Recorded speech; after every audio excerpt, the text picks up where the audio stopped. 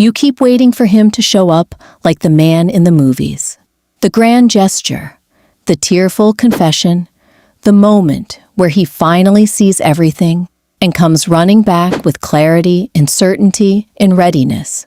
You keep scanning his behavior for signs that he has reached the final stage, that union is imminent, that all the waiting was worth it. But what if I told you that the final stage does not look the way you think it does? What if the divine masculine in the final stage of union does not show up dramatic or romantic or spiritually awakened? What if he shows up quiet, uncertain, and deeply uncomfortable? I am going to walk you through what actually happens when the masculine reaches the final stage before union. Not the fantasy version, the real one, the psychological one, the one that is happening in his nervous system as he tries to move toward something that still terrifies him, even though he finally wants it. Because here is what nobody tells you. Readiness does not erase fear. Awareness does not eliminate discomfort. And the final stage is not about him becoming confident and sure. It is about him learning to move forward, despite being neither. Let me start with what is actually happening inside him at this stage. He has done enough internal work to see the truth. He sees what he lost. He sees what you carried. He sees his patterns. He sees his avoidance. He sees the ways he protected himself at your expense. The denial is gone. The justifications have collapsed. He knows, but knowing and being able to act on that knowing are two very different things, because his nervous system is still wired the same way. The patterns that made him run before are still there. The fear of engulfment is still there. The discomfort with vulnerability is still there. What has changed is not the fear. What has changed is his willingness to feel it instead of running from it. So the first thing you need to understand about how he acts in the final stage is this. He does not act confident. He acts tentative. He does not rush toward you. He moves slowly, carefully, testing whether it is safe to come closer. Not safe from you, safe from his own nervous system shutting him down again. He reaches out, but the reach is measured. A text that feels simple, maybe even casual. A question that seems unimportant. A comment that could be interpreted as friendly or as more than friendly, depending on how you respond. He is not playing games. He is regulating his own anxiety about making contact. Because here is what is happening for him.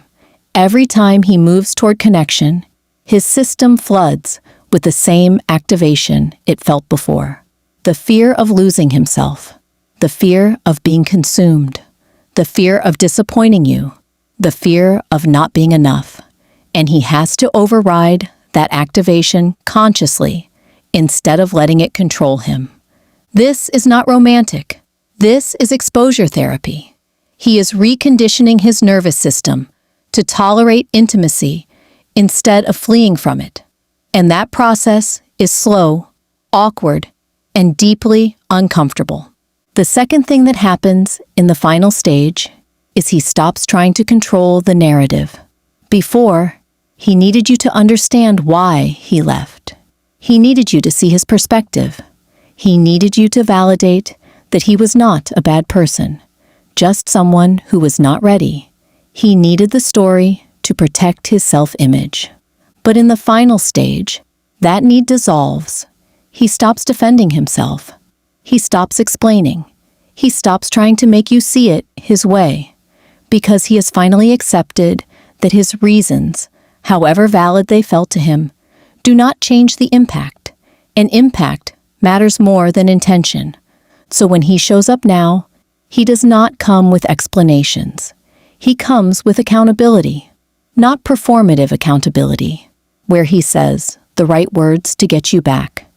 Real accountability, where he sits with the discomfort, of knowing he hurt you, and does not try to make that discomfort go away by getting you to forgive him quickly.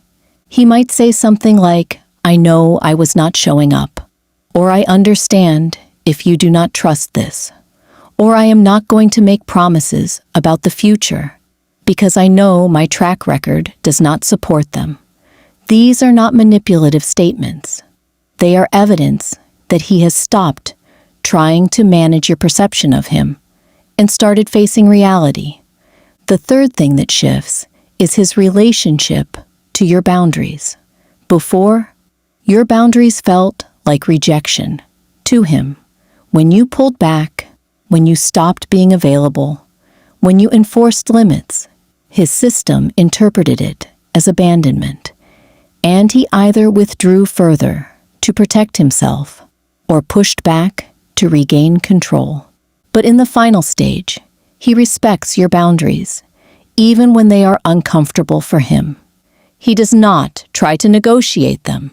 He does not guilt you for having them. He does not frame them as you being cold or punishing or unforgiving. He just accepts them. And this is critical because respecting boundaries is not about agreeing with them or liking them.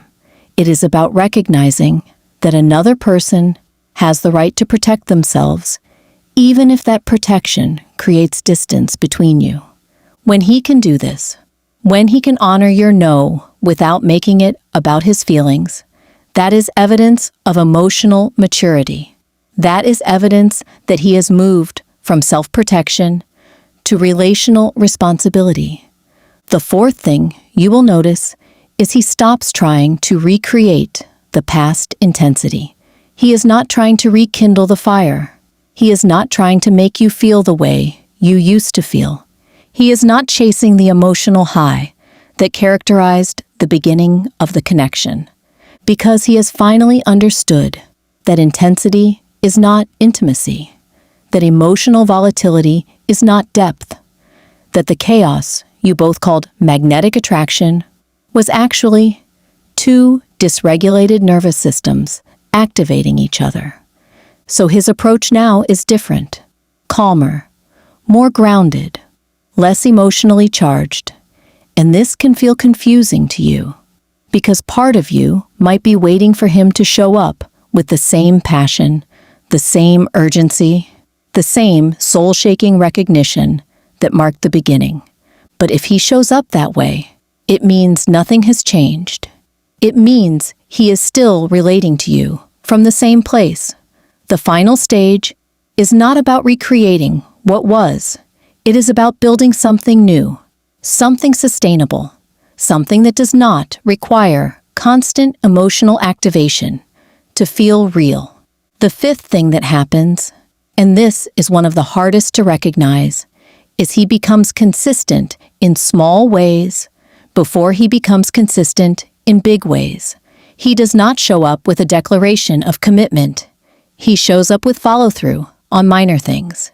He says he will text, and he does. He says he will call at a certain time, and he does. He makes a small plan, and he keeps it. These are not grand gestures.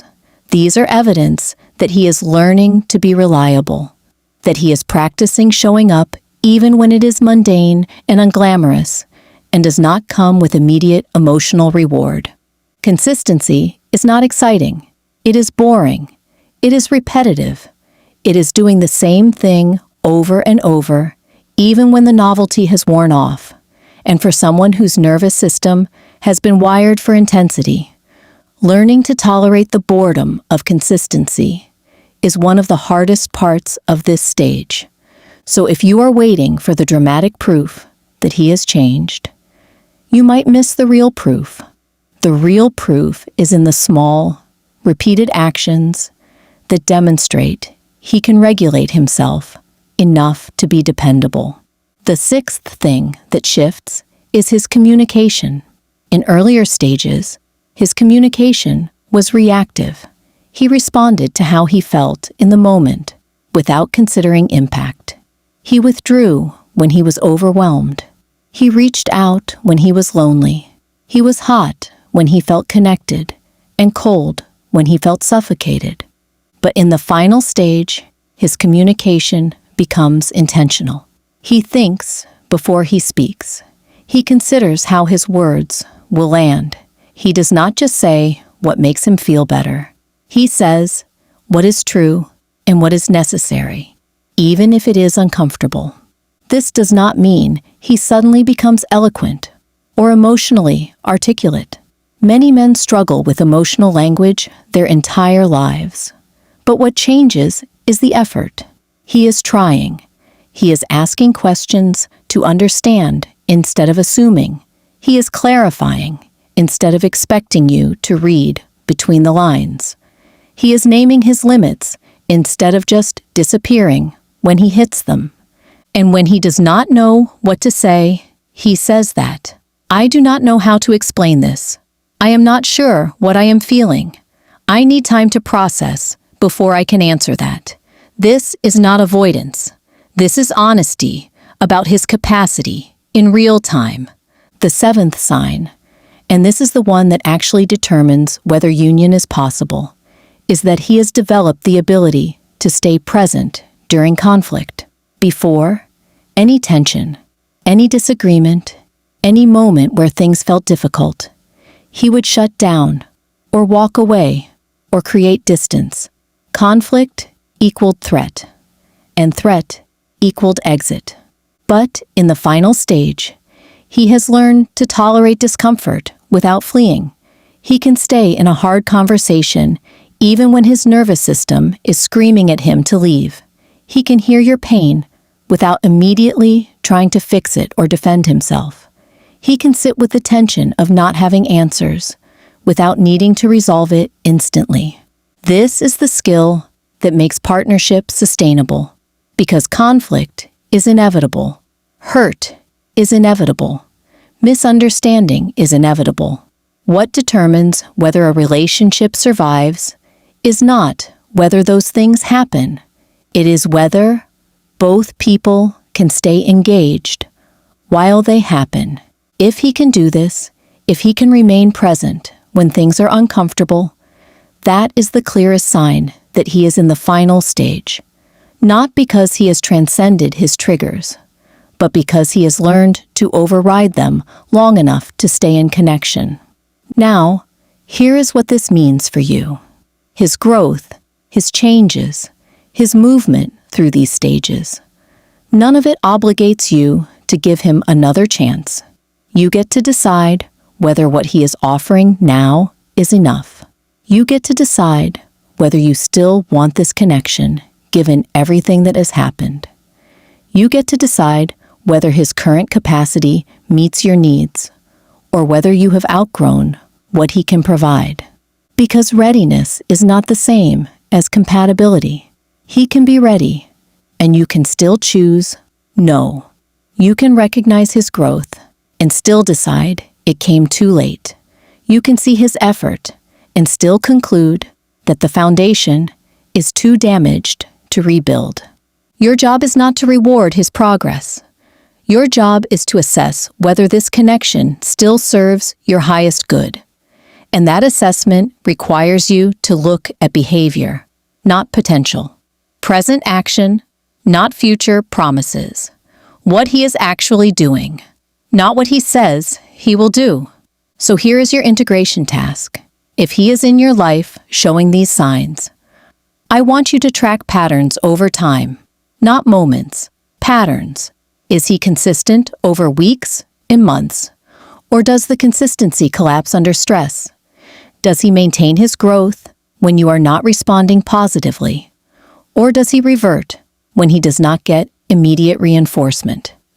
Can he hold boundaries and stay engaged? Or does respect for boundaries come with emotional withdrawal? Write down what you observe, without interpretation, without giving him credit for effort, just the facts of his behavior. And then ask yourself, based on this data, is this person capable of the partnership I need? Not the partnership I hoped for, the partnership I need. And if the answer is yes, if his behavior Overtime demonstrates genuine capacity, then you can choose to move forward. Slowly, with boundaries, with clear communication about what you need to feel safe, rebuilding trust. But if the answer is no, if the pattern shows effort, but not fundamental change, if you see glimpses of growth, but not sustained transformation, then you get to walk away. Not because he is a bad person, but because good people can still be wrong for you. The final stage of union is not about him finally being ready. It is about both of you being ready at the same time in compatible ways. And sometimes that alignment happens, and sometimes it does not. And both outcomes are okay. Drop the word patterns in the comments if you are committed to watching behavior over time instead of getting swept up in moments. If you are willing to make decisions based on data instead of hope. Because that discernment, that commitment to reality over fantasy, that is what protects you from repeating the same cycle with different packaging.